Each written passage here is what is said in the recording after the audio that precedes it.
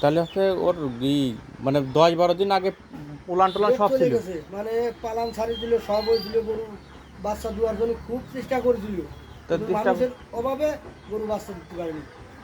অনেক গরু তো এমনি বাচ্চা হয়ে যায়, তাই না? মানে হয়তো ওরকম ডিসপ্লে হয়ে থাকলে পারে, দেখা তো মাথা টাথা ঘুরে থাকলে বাজারে থাকলে সেরকম হয় না। এই বাছুর কিন্তু ওর তো বর্তমান অবস্থা দেখে মনে হচ্ছে না যে পেটের ভিতর বাচ্চা আছে। এখন এই কথায় আবার রাত্রি আর একজন ফোন করে নিয়ে আসাইছিল, সে এসে বললো যে এরা এখনো ডেটই হয়নি। সে কাঠ কই? ওই দোকানে বাজি তো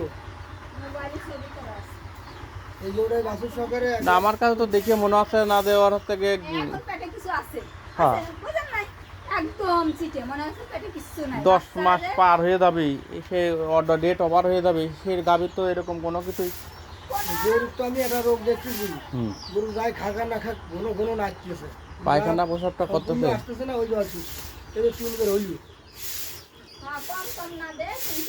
ওই ডাক্তার কি দিয়ে আইছিল, উনি কি হাতটা দিয়ে দেখেছে?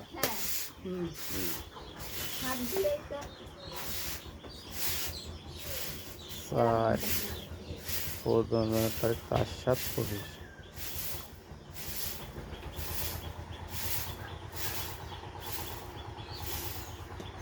এই 7 তারিখ আলি পরে 10 মাস পূর্ণ হয়ে যাবে, একদম ফুল, মানে 10 মাস আবার 11 মাস হয়ে যাবে।